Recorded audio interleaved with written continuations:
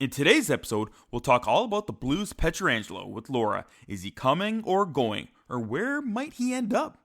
We'll also touch base with Bruce and Justin, how the finals are shaping up with Tampa and Dallas. Hit the music.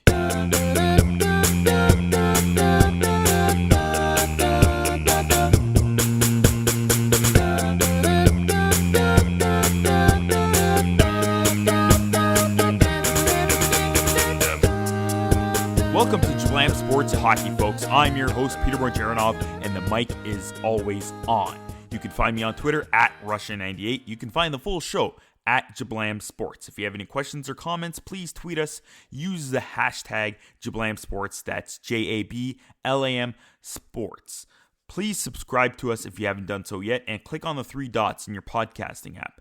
Share our show with three hockey fans you know. Thank you, everyone. Remember, check out our website, go to jablamsports.com, see all our podcasts, and even game notes for each episode. You'll get links to all the things we mentioned on the show, including guests. For our podcasts, click on podcasts, and then hockey on this show specifically right on our website.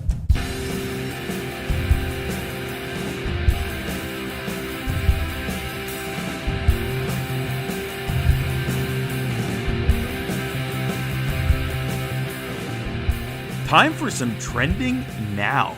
First up on the show, we have Now.Laura Astorian. She's the site manager at St. Louis Game Time. The website is stlouisgametime.com, and you can find her on Twitter at HildyMac. Laura, welcome back to the show. Hey, how are you doing? I'm doing as best as I can. It's, the numbers are going back up here, so it's not the greatest. So. Oh, wait. Oh, the COVID numbers. Oh, yeah, no, I saw that. Yeah. I'm sorry. Yeah, it is what it is. Kids are trying to go back to school, and it's a lot of stress on everybody. I think a lot of people aren't prepared. Governments and schools and stuff and unions, nobody's prepared well enough, and it's a little frustrating.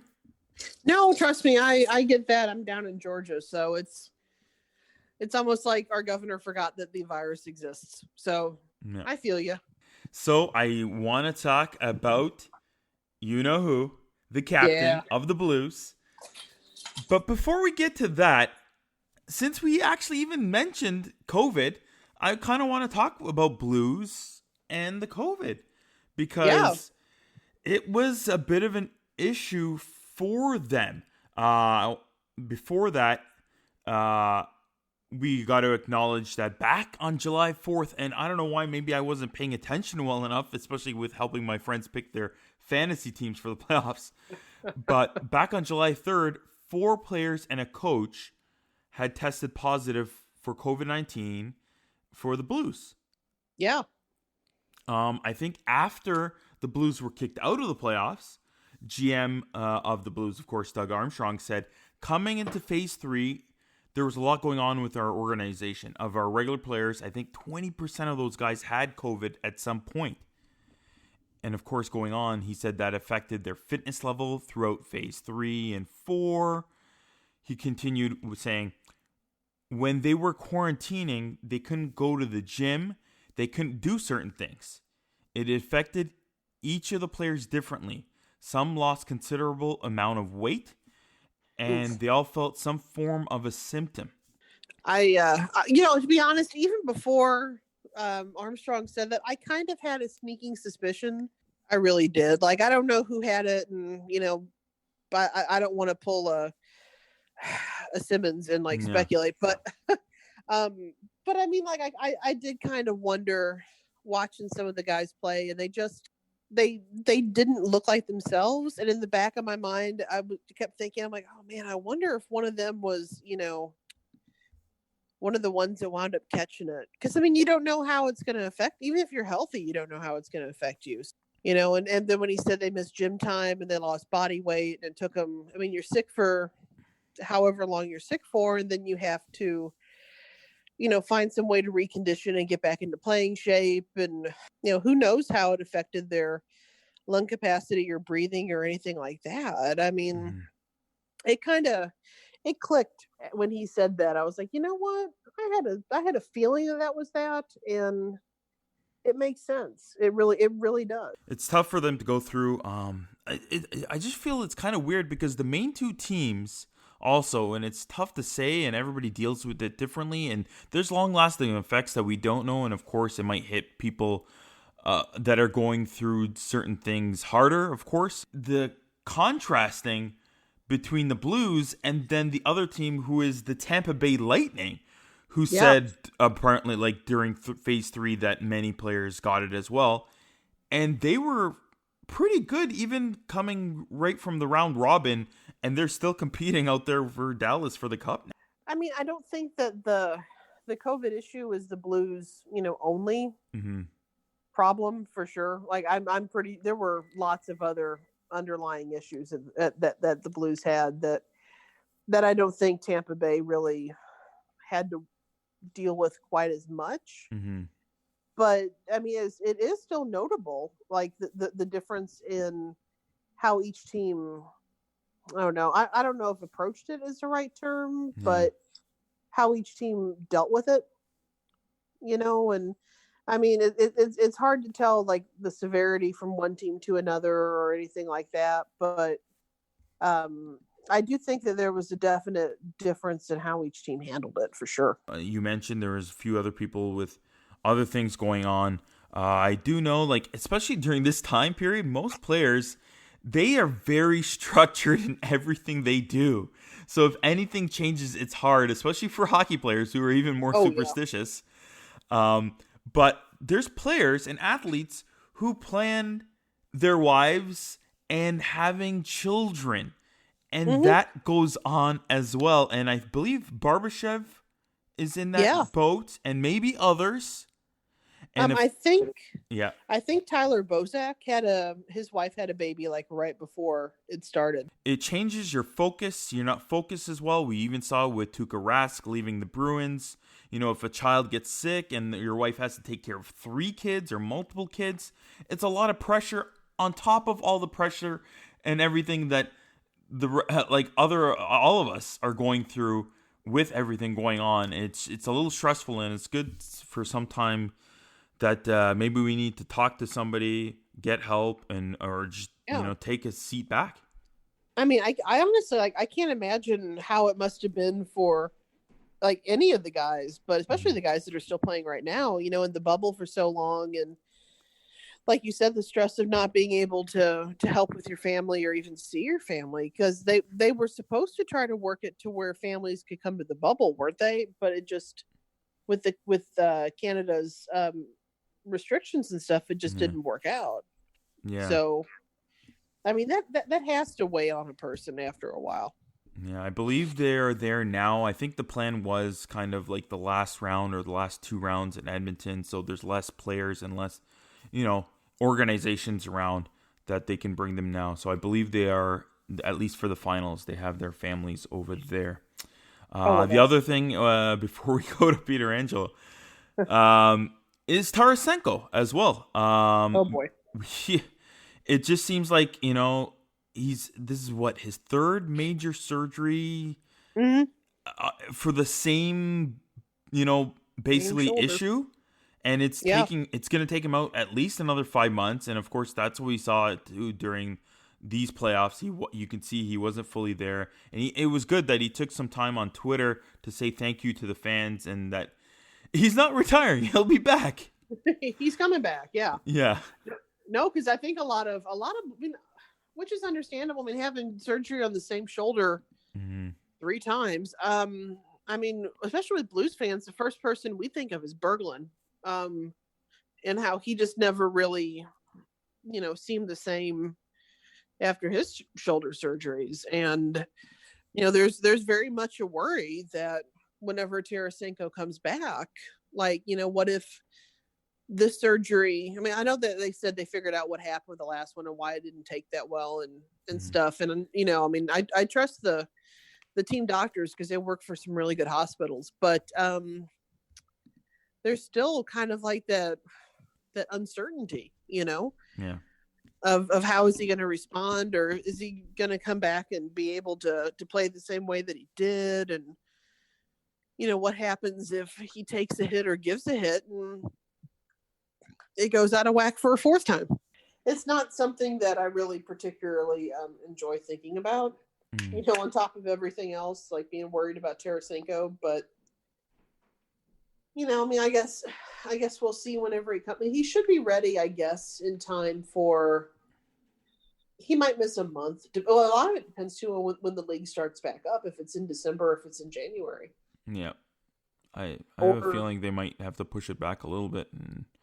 Yeah, I have a sneaking suspicion, especially if they're, you know, between playing in the U.S., I'm pretty sure our numbers are probably going to go up again in the winter, and you know, all the issues with Canada, like, you know, Canada wouldn't let the Blue Jays hop the border to play baseball. So what are they going to do with their teams? So I don't know if the league's going to be back in January or not. I have an inkling that they actually do want to have fans back in the arenas. Yeah. And if that is an important point for them, then they're going to wait a little bit more, and hopefully the numbers go further down in January or February, or at least maybe have fans for the second half of the season. And I hope so. And then the rumor is maybe to have a Canadian division, so the border issue isn't a problem, and have the Canadian teams play in one arena or whatever, or so-called something like that, in a bubble or separate bubbles in the States. So I'm looking forward to see what they come up with, because I mean, I'm not gonna lie, when the whole playoff bubble thing started, I was a little concerned, though, because my worry was like, what if like one person, you know, all it takes is one person with it to sneak into the bubble and it screws it up. But yeah. I've been very impressed with how the league has how the league's pulled this off. So, but it's been in Canada. So I mean, if you're having multiple bubbles in the U.S. and, you know, I mean, especially with how it is right now, and a lot of the teams are in states where there's a potential for, you know, another increase, because the numbers went down, but they never really like went down. Yeah. If they're going to have to house all the NHL teams in New York, or someplace where, you know, where the spread isn't bad, we may be seeing NHL in Vermont next year. Who knows?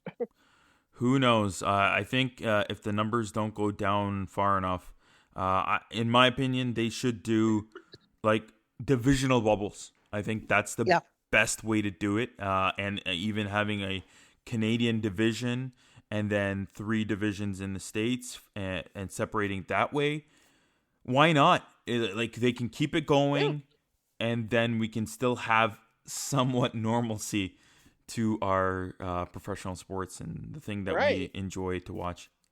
I mean, I have to admit, as concerned as I was with all the professional sports bubbles and how badly the Cardinals season started off with COVID, like overall, I've been very pleasantly surprised with the leagues getting this stuff worked out, and it's been really nice to have sports on TV again. I'm just sad that, you know, in a few weeks it'll all be over, and the only sport we'll have is football. Then the baseball playoffs might go a little bit further, especially because I think there's a little bit more teams. Yeah. But then I think we'll see what happens when they all come back, and how long that might take. Might have only football for 2-3 months. So I'm not a huge football fan either.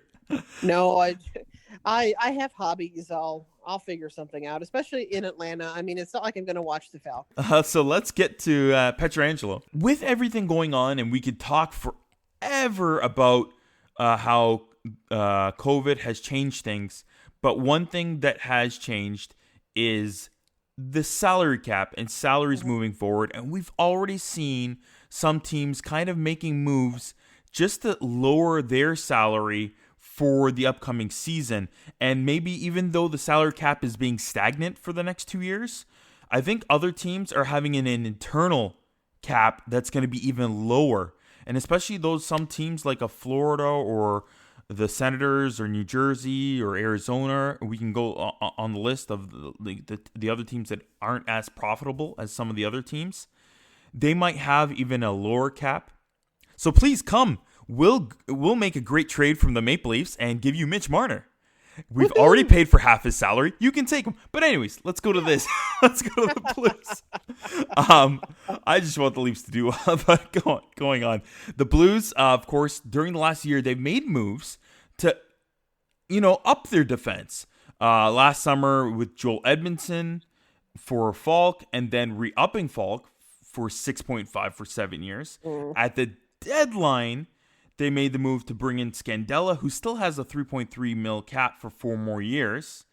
And then, of course, this hits. Everything hits, and it kind of changes everything. Yeah, we got the blast by Dreger on the tweet that they're saying that contracts have stalled between the Blues and Pietrangelo, and they've advised him to pursue free agency. Yeah, we get Jeremy Rutherford tweeting saying that the current offer is 7.7 from the Blues, and they've also asked that, to accept that deal without really knowing the structure of it.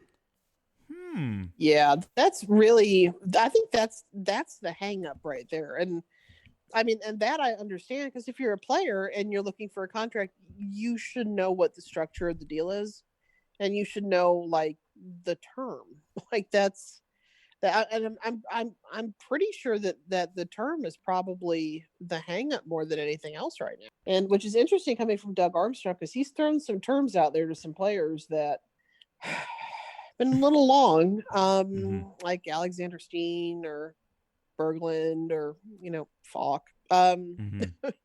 So to go into the contract talks with Pietrangelo and hear that it's probably hanging on the terms of the the term of the contract, it's frustrating. It really is. Yeah. I mean, like Carlo Koliakovo had an interview with one of the local stations the other day, and he pretty much said, it's not, Pietrangelo's job to sell himself to the Blues. Like, the Blues know what they're getting with him, especially after this last year. I mean, if the season hadn't ended early, he would have had career highs, I think, in pretty much every category. So, it's not a mystery that, he's a franchise player, and it's not the same situation like it was with Backes. Like Backes, I understand Armstrong not wanting to throw a long term at him because of how Backes played. I mean, and what wound up happening with him with the Bruins proved it. He wound up getting a couple concussions and his play dropped off, and kind of wound up getting shipped off to Anaheim. And I don't think that that's necessarily going to be that much of a risk with Pietrangelo. So if terms a hang up, I mean, teams make long-term deals with 32-year-olds all the time. It seems a little bit rude on his part without telling Pietrangelo and his agent knowing the structure of the deal. I will be on his side in terms of we don't know what we're dealing with here in terms of everything going on in the salary cap. Yeah. That there could be a bit of a money issue, and they don't know how to structure the deal kind of right now. Maybe they should backload it, and because it might be better off for them in going on and for the future. And if they're struggling with the dollars and cents of it, but then for Pietrangelo, you have to look at it as we just had the NHL awards. He was basically voted, I believe, 5th among that group. So that means he's top 5 among NHL defensemen right now. He's your captain. He's your core of the team.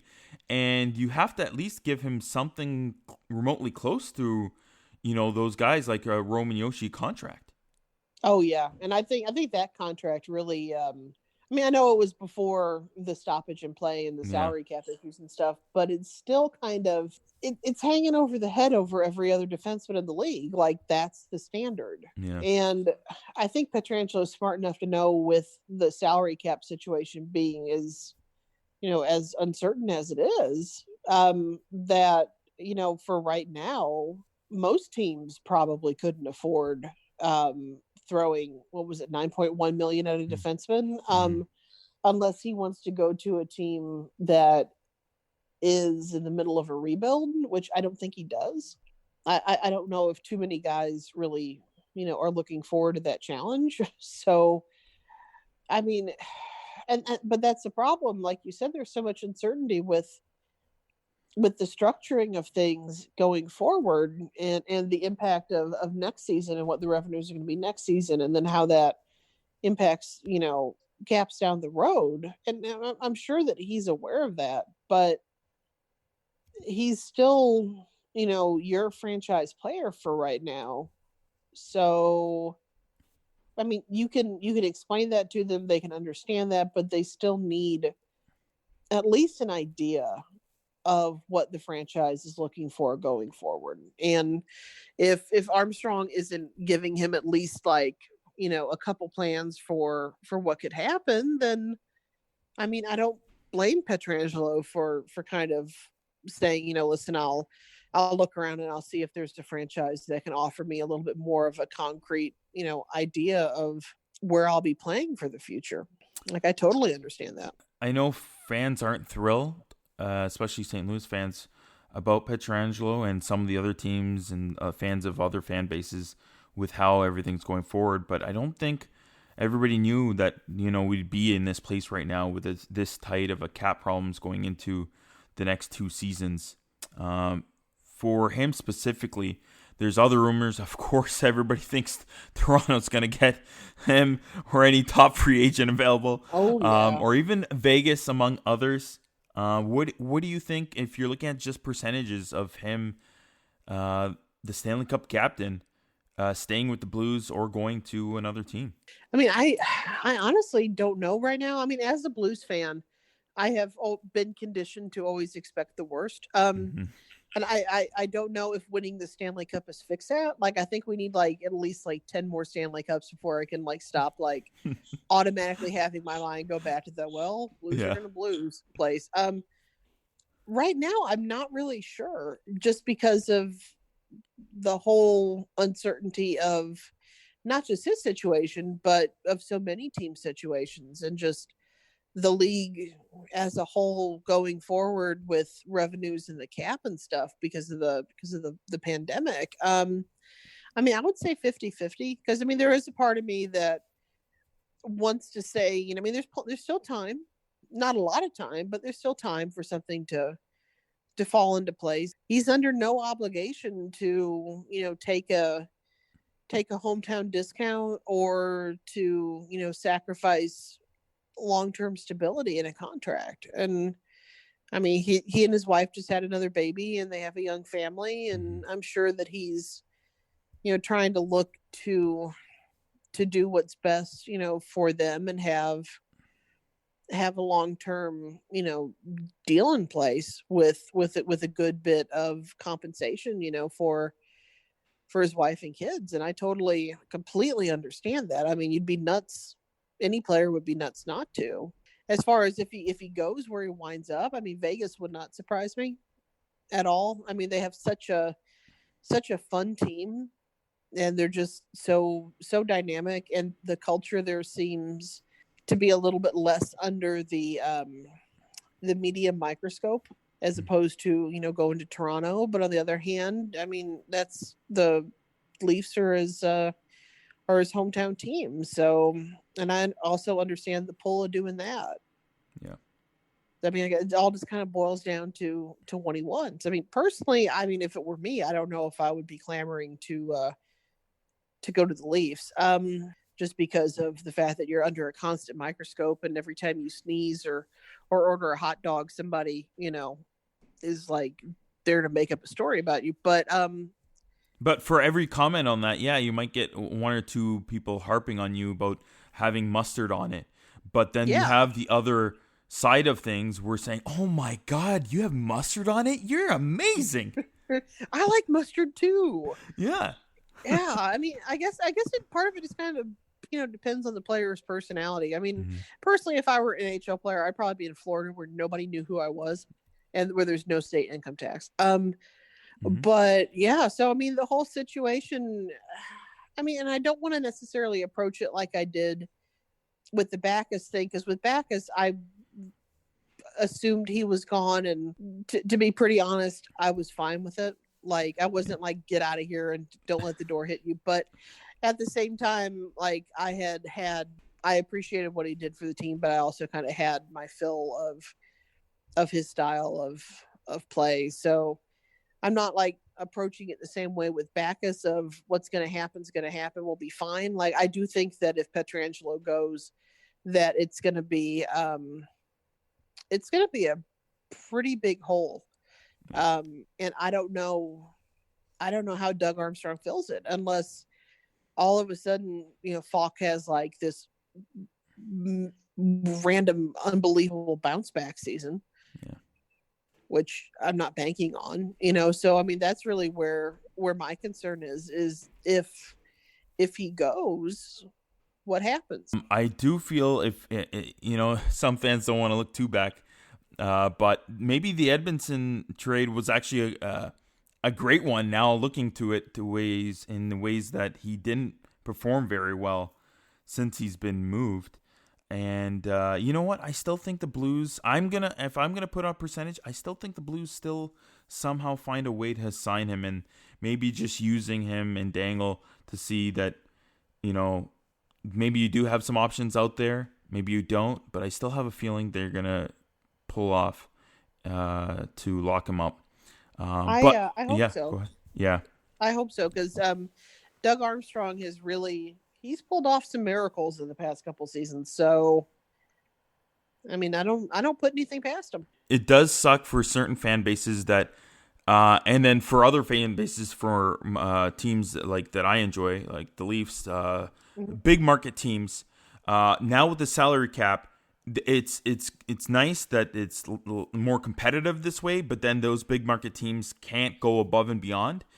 But they're finding ways to, and doing it is, and I mentioned like with the Marner contract, is signing bonuses and giving players that huge amount of money at the beginning of their contract or at the beginning of seasons, and then them still being able to maybe trade those contracts, knowing that those teams can still get a guy with a cap hit that they're at least trying to hit the basement of the cap, and then having the actual contract being paid most of already up front. Yeah. I mean, it's I don't want to use the word encouraging teams. I think forcing teams is probably a better way of putting it, to be creative, but it's not like creativity like they were, with like the Kovalchuk deal.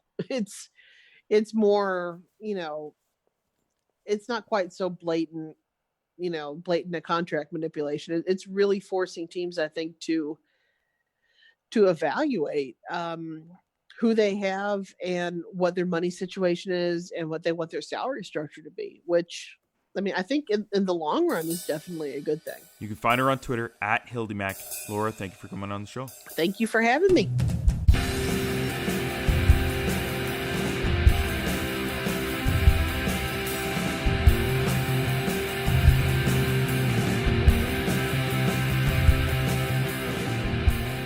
Now let's talk some Stanley Cup Finals action. First up, the Lightning. On the show is Justin Godfrey. He's the editor at Raw Charge. Of course, part of SB Nation. You can find him on Twitter at Torch Ramrod. Justin, welcome back to the show. Thank you, sir. Thank you for having me back, Peter. So before we get into the game last night in Game 2 and Tampa winning that one, we know that some teams struggled, and I talked with Laura already earlier in this episode about going back into the bubble play and the playoffs and everything like that, and certain teams had multiple positive cases of COVID. Blues were one, and they struggled with it. It seems like Lightning was one of the others. How were they able to recover so fast? And they even played well during the round robin, while maybe teams like the Blues weren't. I think honestly it hit them early enough that they were able to recover. It was I think it was pretty early in the second phase of the return to play where they had a couple top positive tests. I think it was 2 players and then a couple members of the staff. They shut it down really quickly, cleansed everything, and then went. Then got back into it. One of the advantages they had all summer long is that most of the players stayed in Tampa. So I think they were able to bounce back pretty quickly. Once they started practice, that was one of the things Coach Cooper noted, is that they stepped right into it once Phase 3 happened. Didn't look like they'd lost much time, so they were able to kind of ramp up pretty quickly. Yeah, I think maybe the Blues got it a little bit later. With the series tied up now 1 apiece after the big night win, they had a really good first period, jumping to a big 3-0 lead. Then they let Stars get back into the game in the second, and then they had another solid period in the third, edging out with a 3-2 win. First off, that power play, struggling 0 for 15 prior to tonight. What changed it up and what made it look much better? It wasn't struggling as bad as the numbers would indicate. They'd actually had some pretty good chances in the first game. Khudobin stopped a couple, and they kind of go through those cycles a little bit. They'll go 0 for 13, then they'll go 4 for 5 or something like that. Coach Cooper made a couple changes. He took Mikhail Sergachev off the top line, kind of put Palat back into a point position. That helped out a little bit more offensive flow on that. And honestly, they just kind of connected on their passes a little bit better. They were a little bit more crisp, especially the third power play, which was that cross-ice goal from Kucherov to Palat. That was the power play we were used to seeing during the regular season, where they're moving the puck with confidence. They're moving it quickly. They don't allow the defenders a chance to step up. And then probably the most important part of their power play is when they're able to retrieve the pucks after the shots. So, if they're getting to the rebounds, they're getting to the shots that go wide. And that's kind of what you saw a little bit more of in game 2. That would probably be the biggest difference, in my opinion, as far as why they were a little bit more successful on those 2 power plays. Mm-hmm.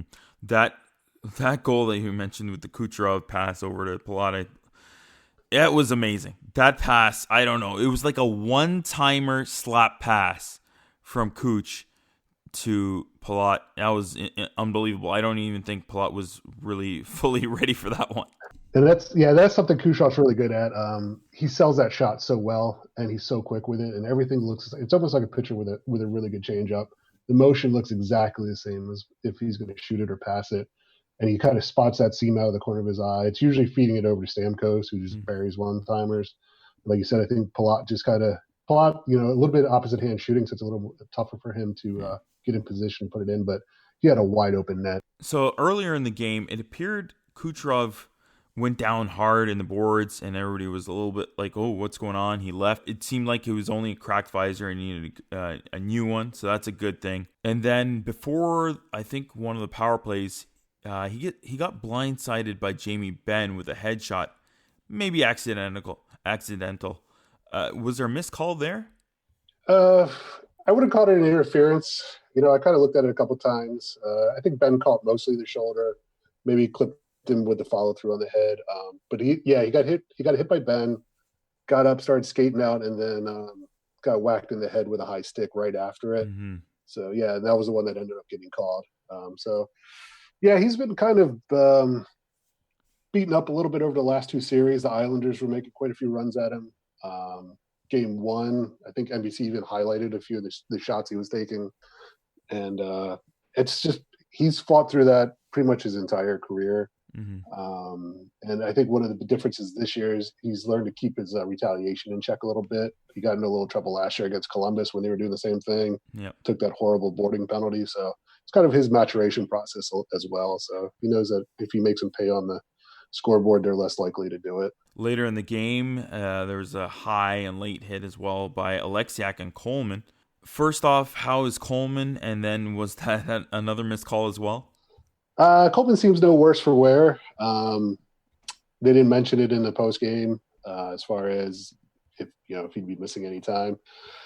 They had caught a hit right before that against Killorn where he kind of got decked, which I thought, in my opinion, was a less egregious hit than the one on Coleman. I mean, it was late. Alexia left his feet. At this point in the playoffs, you just kind of got to play through it. Lightning fans have been complaining about the officiating since day one, pretty much in this postseason.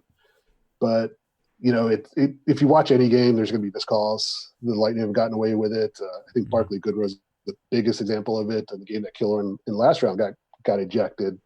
I thought Goodrow's hit was almost as bad, where he drove Brock Nelson into the boards from behind. So these things even out.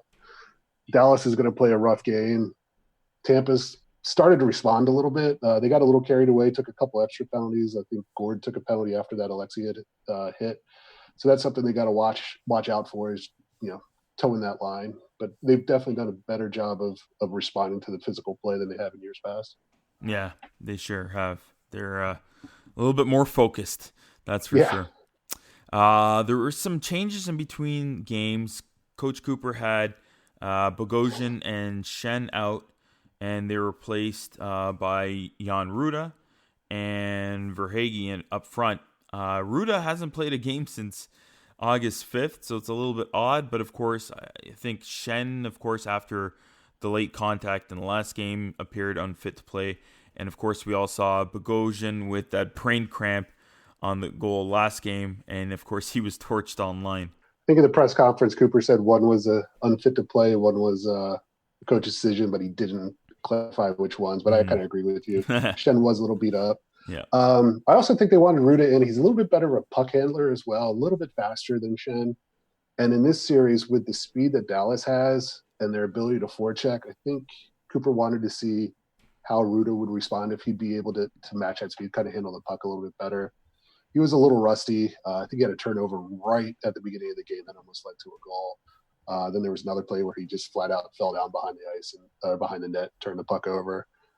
Which is what you would expect for someone who hasn't played in 2 months or so, or well, I guess only a month now, but he had that one round robin game. I don't know moving forward if he's going to go with the 12-6 lineup. He really likes his 11-7, especially if, on the road, if you will, when the other team has the last change, gives him a few more matchups. One of our theories too was that perhaps he wasn't 100% sure of the health of Braden Point or Nikita Kucherov, so he wanted to make sure he didn't get caught short-handed in forwards, as he has a couple times with Point leaving the game early. So that you put Verhaeghe in, another faster player, someone who's going to get behind the defense and forecheck. So I think that's kind of the reasons for the changes there. You mentioned Killorn, and I don't know, it seems like he hasn't put up much of the bigger numbers these playoffs. He had almost 30 goals during a shortened season, and he was averaging at about 0.7 points per game, and now he's down to like 0.4, and he's only had 4 goals during this longer than average playoffs. That entire second line really has kind of been snake bit a little bit, along with Cirelli and Tyler Johnson. I thought the last 2 games were actually 2 of the better ones Killorn's played. He does a lot of stuff away from the puck as far as defensively, especially on the penalty kill. He's solid on that. He was doing a little bit better on the forecheck yesterday's game. Just he hasn't taken a ton of shots either. So it's kind of, they've been focused on shutting down the other team's top line more than scoring. Cirelli had that big goal in the last series in overtime. We were hoping that kind of shake him loose a little bit. Against Dallas, I think they're going to need that line to score a little bit more. They were able to get away with the earlier series with them not scoring and just doing more defensive work. But I think against Dallas, who has a pretty deep team, they're going to need all 3 of their 4 lines to be able to put the puck in the net. We saw him skating again with the team. He looks like he's almost fully ready. Is there any inkling or an update about if the captain Stamkos might appear in this series? I have a feeling that he's gonna, no matter what, he's gonna play if they have that last game opportunity to possibly win the cup. But I don't know. What do you think? I think I've been trying to not think about it as much as possible, just because I don't want to build my own hopes up. As a huge Stamkos fan, I think it would make sense maybe game 5. The back-to-back, I don't see him playing in both games of the back-to-back. So bringing him in game 3 or game 4 just to sit him again for a game doesn't make a lot of sense to me. I also think if they find themselves down in the series or possibly facing elimination, Cooper, he'll almost force Cooper to put him in the lineup. We saw that a couple years ago in Game 7 of the Eastern Conference Finals against Pittsburgh when he was battling the blood clot. We spent the entire playoffs. When's he going to come back? When's he going to come back? And he came back for that Game 7 and actually had a really good game. Almost scored a game-tying goal. But for people to question how much he wants to play is ridiculous. I think he's proven over his career that he'll do anything he can to get in the lineup. People, even Tampa fans are on him for being injury prone. But if you look at his injuries, a lot of them are fluke injuries. I mean, you don't plan on breaking your leg by sliding into a goalpost or developing a blood clot in your shoulder. So it's, he's had a bad run. We don't know exactly what's going on with this injury, but I have a feeling it's related to the core surgery he had. He maybe over rehabbed. He's been accused of that in the past by trainers of working too hard to come back. Mm-hmm. And, I would love to see him play. I think he's earned it. I mean, especially if the Lightning do end up pulling this thing off, for him to be on the ice when it happens would just be absolutely fantastic. Yeah, it sure would. It was funny when they beat the Islanders and they won the conference. That it's like, oh, who's this guy? Yeah. I haven't seen this guy in a long time. He's taking. Yeah. He's taking the trophy. He's leaving. He's leaving the stadium. He took the trophy. He's gone. He's gone. Yeah. It's like CM Punk walking out with the belt in Chicago or something like that a few years ago. Yeah, and it's funny because they did talk about that. It was, I think, one of the first questions asked about touching the trophy, and they're like, "Look, we didn't touch it after 2015, and that didn't work out." I also thought it was funny that I want to say it was that day, the video footage of practice that the Lightning rolled out was pretty much focused on Stamkos skating around when you hadn't seen that. Mm-hmm. I remember looking at some of their other practice footage and just, who's that in the background? Is that Stamkos in the background? Is that somebody else? Is he on the ice? Is he in the bubble? Where is he at? So I do think he's getting close to coming back. Cooper said he won't put him in unless he's 100% sure he can get right up to game speed. So I think that may be another reason for the delay right now, just getting those reps in practice and building up the stamina. But yeah, to circle it back, I think Game 5 probably at the earliest is when we see him, if we see him. Yeah. We started this episode by talking about how everybody's dealing with the bubble and the pandemic. And I'm going to end this with the captain of the Lightning still focused on somehow playing in these playoffs while haven't barely even touched the ice surface and being away from family and friends and being stuck in this bubble and being injured and not even being able to play is a tremendous amount of hard work and effort and mental focus to wanting to be on this team and still supporting your teammates of wanting to keep going farther and maybe winning this whole thing. And he's leaving. I mean, he just had a kid recently, I believe. So I think he's got a young one at home. I'm like 98% sure of that. All of a sudden I have doubts, but I think he just left a kid at home. So, I mean, he had every reason to opt out. But from what everybody's saying is that even though he hasn't been on the ice, he's still a leader in the clubhouse. He's working with people. He's working with people in the pregame skates. Some of the other taxi squad players, he's out there. You can see him, talking with them. And they just said he's a consummate leader. And that's why I think it'd be so important. It'd be so great just to see him on the ice, just to kind of validate all the hard work he's put in. I mean, you got to remember when he came to the organization in 2008, it was a disaster. You had the OK Hockey Group. You had Barry Melrose coming out of retirement to coach. They started the season, I think, in Prague, and that was a disaster. And then they came back, and the entire season was a mess. And he's gone through that. He's gone through, I think, 2 ownership groups now, a handful of head coaches, and he's put everything in. He had the chance to walk away. He wanted to come back. He signed the big deal, and we're just hoping he ends his career as a member of the Lightning and he has at least one cup to his name. So, yep. Again, you can find him on Twitter at TorchRamrod. Justin, thank you for coming on the show. My pleasure, man. Look forward to talking to you again, hopefully. Now let's get to the other team in the finals, the Dallas Stars, and we'll talk to Bruce LeVine. He's the co-host for the Dallas Stars radio broadcast, and you can find him on Twitter at Bruce Levine Puck. Bruce, welcome back to the show. Always good to be back, and the fact that I'm still on it means the Stars are still alive, which I'm very happy about. Yes, we are. We'll get to how unpredictable they are, and I love that they're so unpredictable.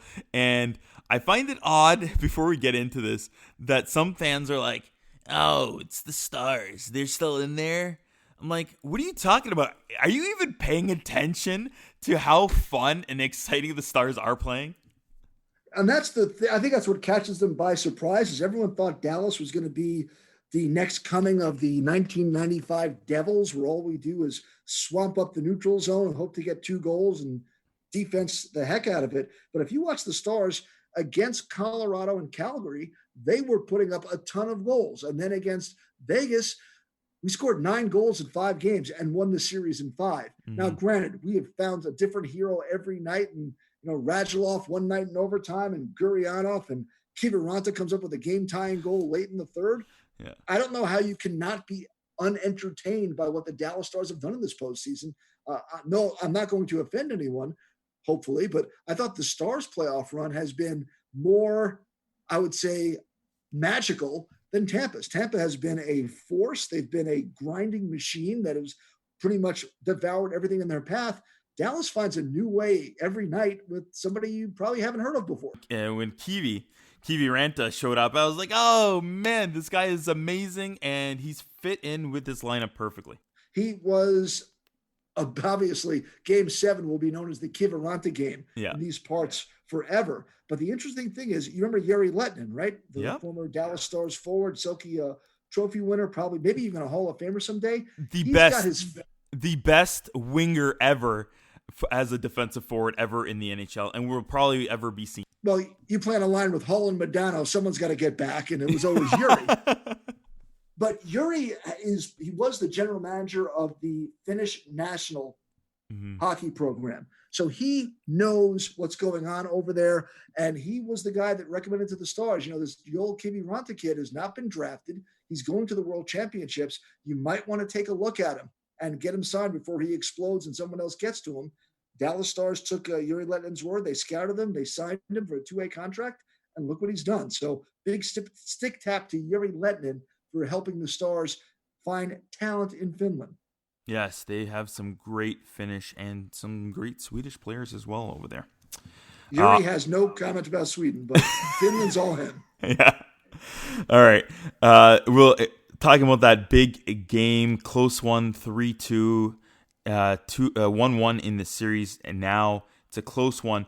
And there were some chances close there at the end, but I feel that Tampa held the fort pretty well overall, and they keep the Stars' pressure in their end in the third and dying in the minutes. They just couldn't get Khudobin out of the net there. Sometimes you got to give the other team a whole lot of credit. As the saying goes, Tampa gets paid to play hockey too. Mm-hmm. And they, after the goal by Janmark that cut the lead to 3-2 with 14:33 to go in the third period, the Stars only had 2 shots on goal the rest of the game. Yep. Tampa was able to shut down the neutral zone, shut down the Stars' counterattack, and even when the Stars were able to dump the puck in, Tampa was able to get there first, make a clean exit, and go the other way. The Stars had 2 quality chances by my count over that 14 and a half minutes. One was the play where Klingberg passed the puck to Jimmy Benn at the left side. He had half the net to shoot at, tried to go top shelf and just missed. And then the last one was 6-on-5. The puck comes in the middle. Benn with a turnaround just chops it toward the net, and Vasilevsky made the save. But when you only give up 2 quality chances in 14 and a half minutes against a team in the Stanley Cup final, you're doing something special. And sometimes you got to say, you know what? Tampa's there for a reason, and they proved it last night. In my mind, I feel that the Stars, now that how far they've come and they have so much confidence, they feel that they may be able to overcome anything in these playoffs. But there's an instance when maybe you're not focused enough and you're not stopping the bleeding early in that first, where you can overcome everything. Well, Dallas, in the first period, their wounds were self-inflicted for the most part. Mm-hmm. When you take a look, everyone thought that coming off Saturday night's game where Tampa had played Thursday and the Stars had, basically 5 days off and the Stars had more energy, they thought Tampa was going to have a big push to begin this hockey game, game 2. We all thought that Anton Khudobin was going to have to be strong in the first 10 minutes to keep the Stars in the hockey game.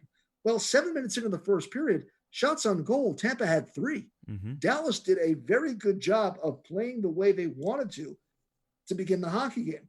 But then Pavelski takes a penalty at the 10:58 mark, and all of a sudden the Tampa power play, which hadn't scored since game 1 of the Eastern Conference Finals, puts the puck in the net. They get confidence. They get momentum.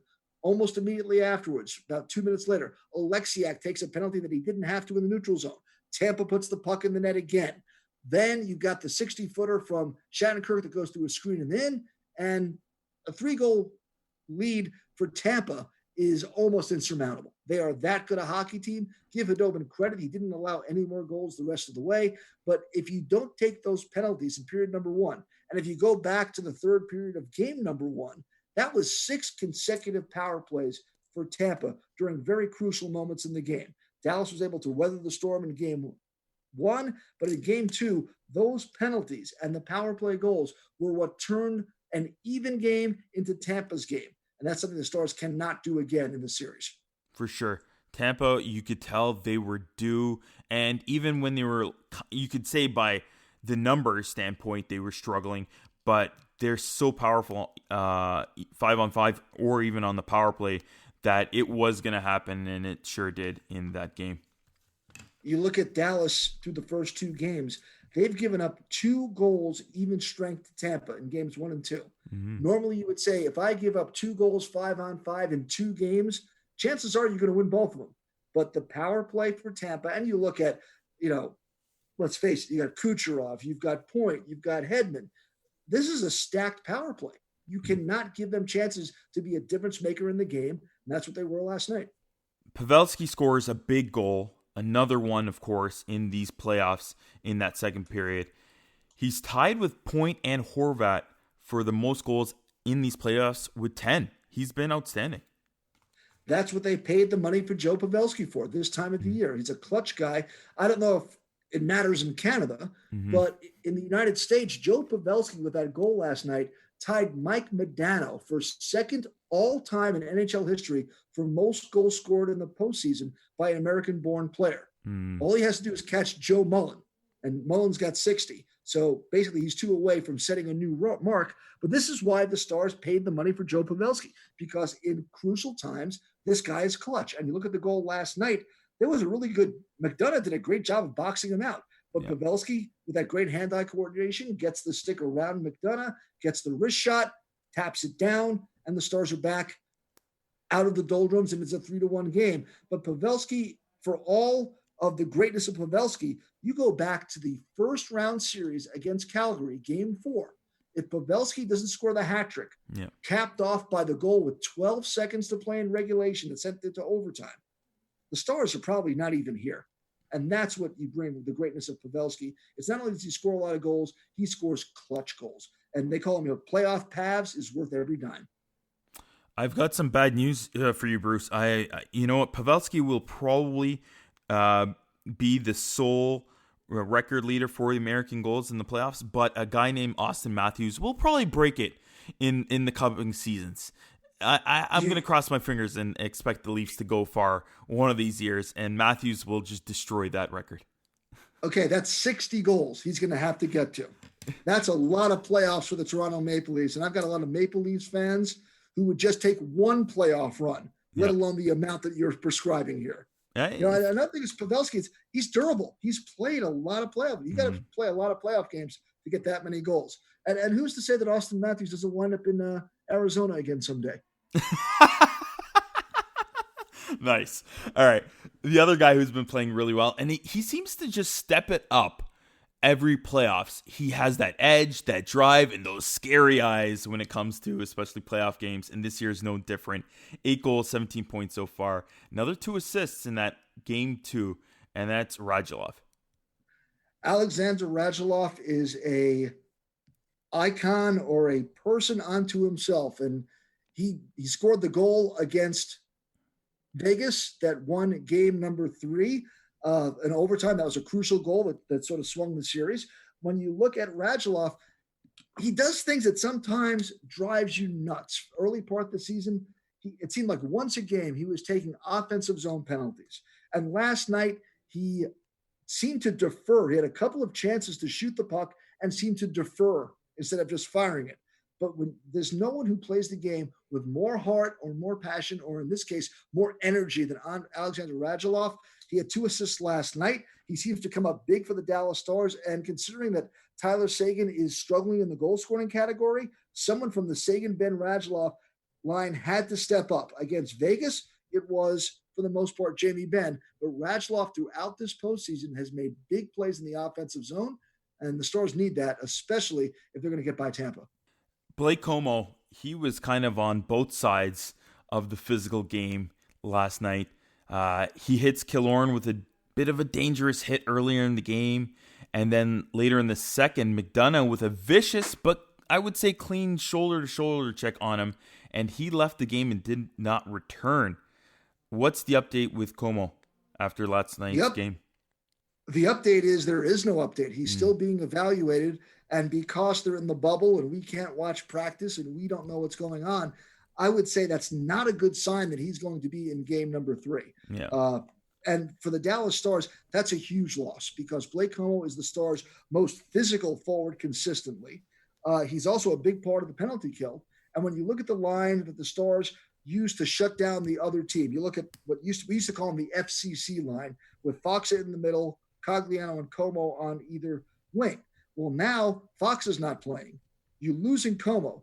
Jason Dickinson can slide to the center spot and be almost as effective in the defensive end as Faksa. He doesn't have the offensive skills that Radek does, but he still can be effective playing a 200-foot game. But now you've got to replace Faksa and Comeau. And considering that the Stars are the home team for games 3 and 4, how do you make it's an easy call to say if there's a face-off and Tampa sends out the line with Kucherov and Point, you're sending out the checking line.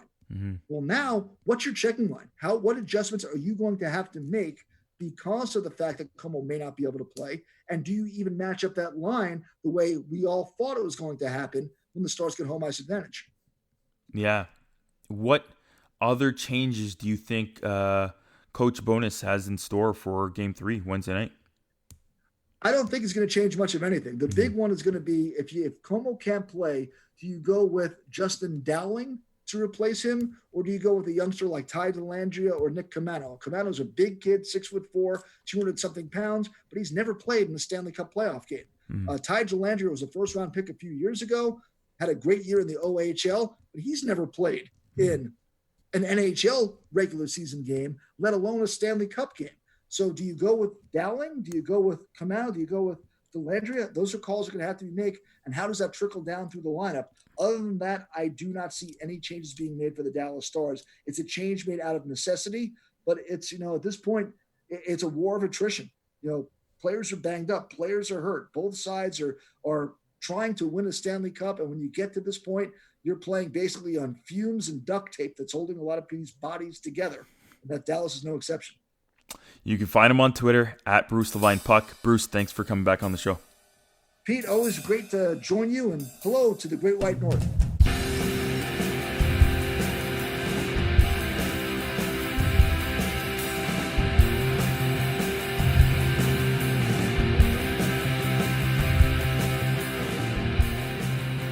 I want to thank all our guests today. Laura and I covered plenty about Pietrangelo and how the Blues and other teams are dealing with COVID, the mental game, and injuries. Thanks as well to Bruce and Justin. This series looks like it's going to go the distance. Remember to go to jablamsports.com, see all our podcasts and even game notes for every episode. You'll get the guests' infos and links to things we mentioned on this show. Please subscribe, rate, and review us on Apple Podcasts, Spotify, or wherever you get your podcasts. And click on those 3 dots in your podcasting app and share this episode with 3 friends. If you want to contact us or if you have any questions for the show, you can follow me on Twitter at Russian98, RUSSIAN, or the entire team at Jablam Sports. You can also hashtag us, Jablam Sports, that's JABLAM Sports. If you go to our contact page, you can contact us there as well, jablamsports.com/contact. Thank you, everyone. Next week, on Wednesday, of course, we'll go over the award winners that we didn't get to this week.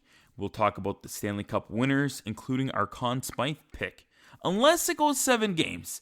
And then we'll talk more about the leading up to Game 7. This week's shout out is to Sumit Dami.